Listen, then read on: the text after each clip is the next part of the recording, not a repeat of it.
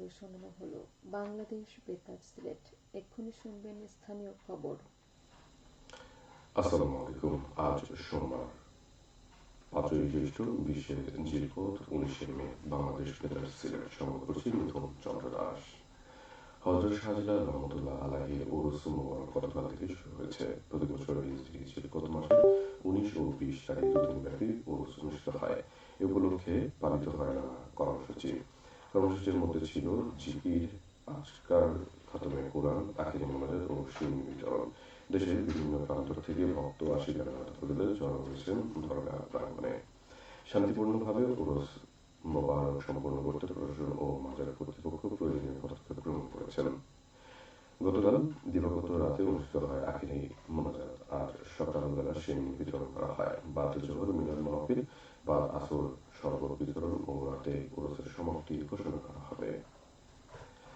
সিলেটে জেলা উন্নয়ন সমন্বয় সভা অনুষ্ঠিত হয়েছে গতকাল জেলা কালেক্টরেটে। এতে সভাপতিত্ব করেন জেলা প্রশাসক মোহাম্মদ শের মাহবুব মুরাদ। সভায় জেলা প্রশাসক মোহাম্মদ শের মাহবুব মুরাদ সরকারের বিভিন্ন দপ্তরের কাজের সমন্বয়ের মাধ্যমে সরকারের উন্নয়নের ধারা অব্যাহত রাখার উপর গুরুত্বারোপ করেন। জেলা প্রশাসনের কাজকে সহজতর ও গতিময় রাখতে সংশ্লিষ্ট সবাইকে সার্বিক সহায়তা করার আহ্বান জানান তিনি। এই সময় তিনি বন্যা মোকাবিলায় সংশ্লিষ্ট দপ্তরসমূহকে সজাগ থাকতে এবং প্রয়োজনীয় বাঁধ নির্মাণ ও সংস্কার কার্যক্রম দ্রুত সম্পন্ন করতে প্রয়োজনীয় পদক্ষেপ গ্রহণের নির্দেশ দেন।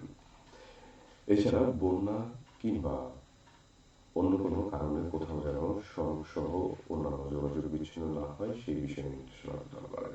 তিনি বলেন, আসন্ন কোরবানি ঈদ উপলক্ষে পশুর চামড়া সংরক্ষণে যেন লবণের ঘাটতি না হয় সেজন্য চাহিদা মাফিক লবণ সরবরাহ নিশ্চিত করতে প্রয়োজনীয় পদক্ষেপ গ্রহণ করতে হবে।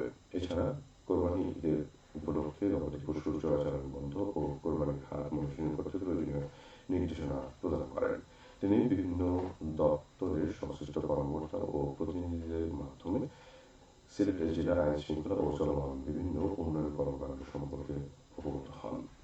সবাই উপস্থিত ছিলেন সিভিল সার্জন মোহাম্মদ নাসির উদ্দিন, স্থানীয় সরকারের উপপরিচালক সুবর্ণ সরকার, অতিরিক্ত জেলা প্রশাসক মোহাম্মদ আনোয়ারুজ্জামান সহ জেলা ও উপজেলা সরকারি দপ্তরের সংশ্লিষ্ট কর্মকর্তা ও প্রতিনিধিবৃন্দ।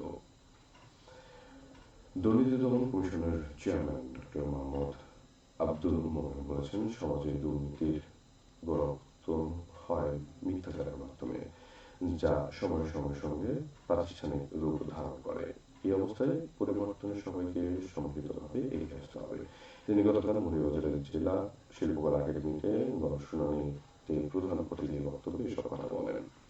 তিনি বলেন, গত 5ই আগস্টের পর বেশ কিছু ভুয়া সমন্বয় ও ভুয়া কর্মকর্তা পরিচয়ে প্রতারণা করার চেষ্টা করেছে। আমরা এসব ভুয়া পরিচয়ধারীদের শনাক্ত করে আইনানুগ ব্যবস্থা গ্রহণ করব। গণশুনানির প্রয়োজনীয়তা তুলে ধরে তিনি বলেন, এই আয়োজন কাউকে অপমান করার উদ্দেশ্য নয়, বরং সচেতনতা সৃষ্টি ও জবাবদিহিতা নিশ্চিত করার মূল লক্ষ্য।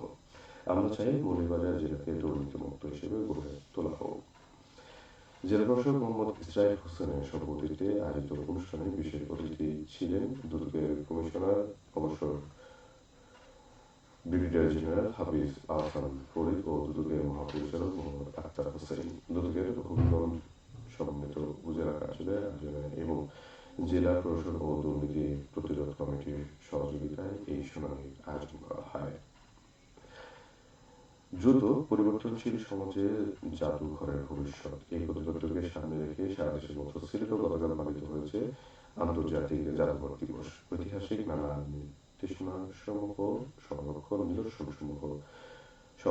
ও প্রদর্শনের পাশাপাশি জাদুঘরসমূহকে মানব সভ্যতার অভিন্ন ঐতিহ্য সংরক্ষণে প্রচার ও যোগাযোগের কেন্দ্র হিসেবে তুলে ধরা এবং বিশ্ব সভ্যতায় নিজেদের অবস্থান সংবদ্ধ রাখা এই দিবসের উদ্দেশ্য।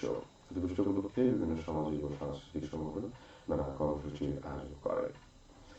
সিলেটে পৃথক অভিযানে কোটি টাকার ভারতীয় চোরাই পণ্য জব্দ করেছে বর্ডার গার্ড বাংলাদেশ। এই সময় এক চোরা কারবারিকে আটক করা হয়। গতকাল জকিগঞ্জে বিজিবির 19 ব্যাটালিয়নের লোহার মহল বিওপি অভিযান পরিচালনা করে। অভিযানকালে বিপুল পরিমাণ মাদকদ্রব্য, একটি অটোরিকশা, একটি মোবাইল ফোন সিম জব্দ করা হয়। এদিকে দুদিনে পৃথক অভিযানে বিজিবি টহল দল জয়ন্তপুর ও কানাইঘাট সীমান্তে শূন্য লাইনে নিকটবর্তী এলাকায় অভিযান পরিচালনা করে ভারতীয় কসমেটিক্স, সিগারেট, বিড়ি, মহিষ ও চিনি জব্দ করে। সুনামগঞ্জে আকস্মিক বন্যা মোকাবেলায় সতর্কতা জারি করেছে জেলা প্রশাসন। সুনামগঞ্জ জেলা ভারতের সীমান্তবর্তী হওয়ায় আকস্মিক বন্যা হওয়ার আশঙ্কা রয়েছে। বন্যা মোকাবেলা আগাম সতর্ক থাকা ও যথাযথ প্রস্তুতি নিয়ে রাখার জন্য সংশ্লিষ্ট সব কর্মকর্তা কর্মচারীকে নির্দেশনা প্রদান করা হয়েছে। বন্যা মোকাবেলায় জেলা প্রশাসনের কার্যালয়ে ইতিমধ্যে একটি কন্ট্রোল রুম চালু করা হয়েছে। যে কোনো প্রয়োজনে 0152149515 নম্বরে যোগাযোগ করে সহযোগিতা নেওয়ার জন্য পরামর্শ দেওয়া হয়। সবশেষে আবহাওয়া।